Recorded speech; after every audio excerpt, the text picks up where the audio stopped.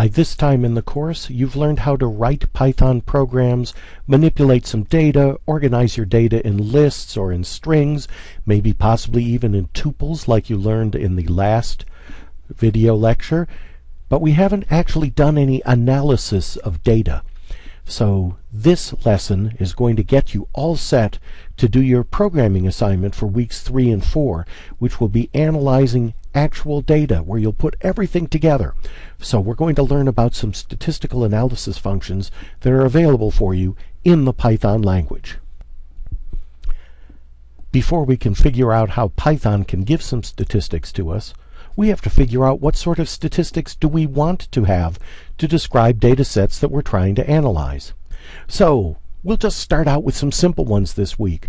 Maybe we'll get into more sophisticated things later on, but for now, just to describe some data that we're looking at, we're going to use some of the very common statistical values that people use to characterize what they're looking at. Instead of looking at every single piece of data that makes up a data set, we summarize them. And some of the things we use to summarize the data are the median, the mean, the maximum, the minimum, and the number of measurements in our data set. Now let's just refresh your memory. I know you know what these are, but let's just make sure we're all on the same page. The median is the value that's in the middle of the data. So if there's an odd number of data values, let's say there are 7 data values, then if you ordered them from lowest to highest, the median would be exactly equal to the middle value, the 1, 2, 3, 4th value out of 7, because 3 values would be less than or equal to it, and 3 values would be greater than or equal to it. Well, what happens if there's an even number of data elements? Suppose there's only 4 of them. Well, there isn't a middle value. So I take the 2 values closest to the middle.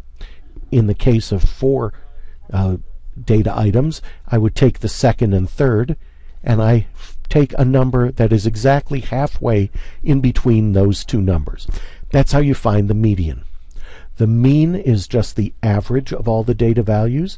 You get it by adding all the values up, dividing by the total number of values. The max and the min are the very largest value of all of the values in your data set and the very smallest. And often the number of measurements is very important to us when we try and see what sort of data have we looked at. Here are some examples. Suppose that your data set is contained in the following list.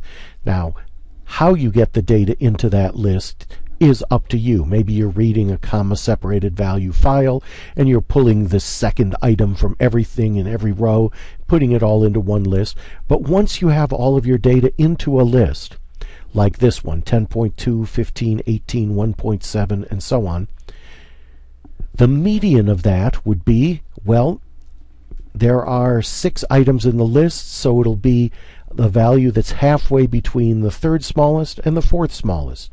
In this case, the median will be 16 because it's halfway between 15 and 17. The mean is 13.7. You can verify this by pulling out a calculator, adding up all of those numbers, dividing by 6.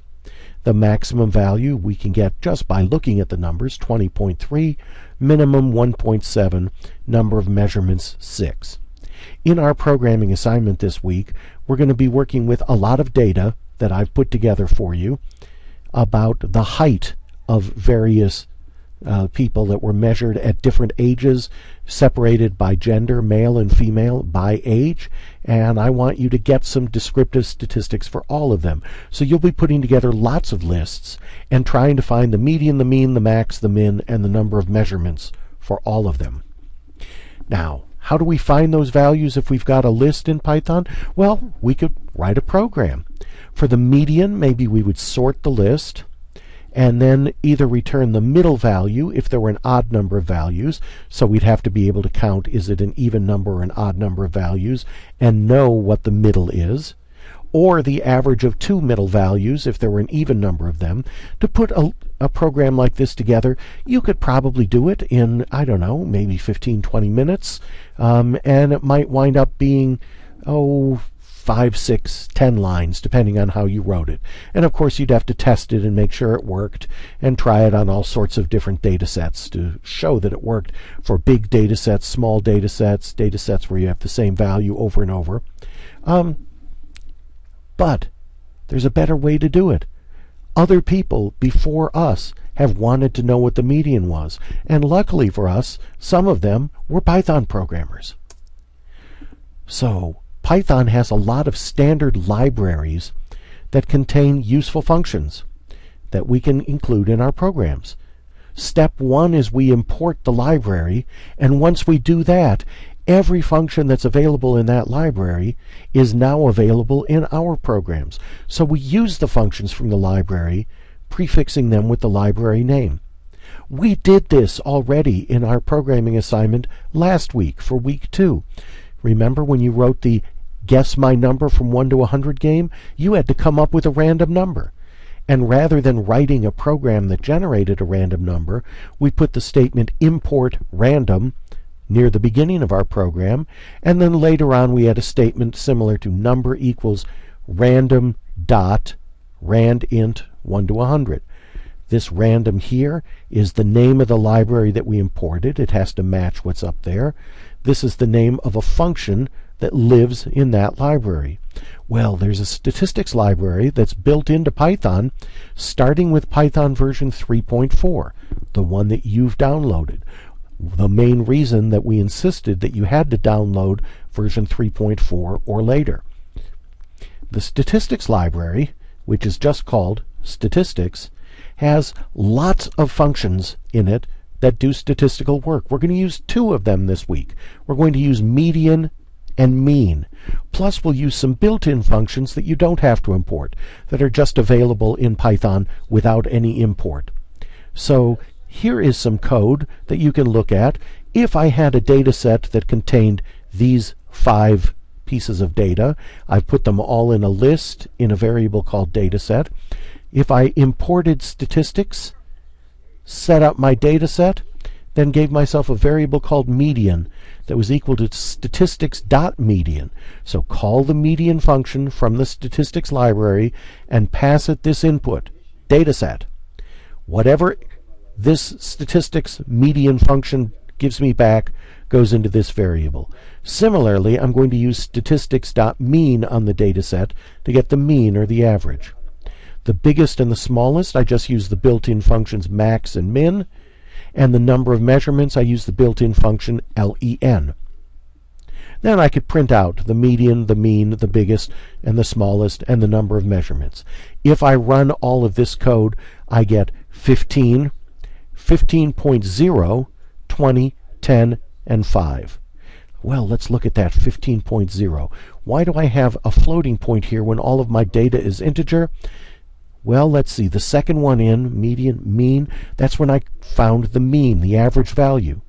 I get the average value by adding numbers up and dividing by the number of measurements.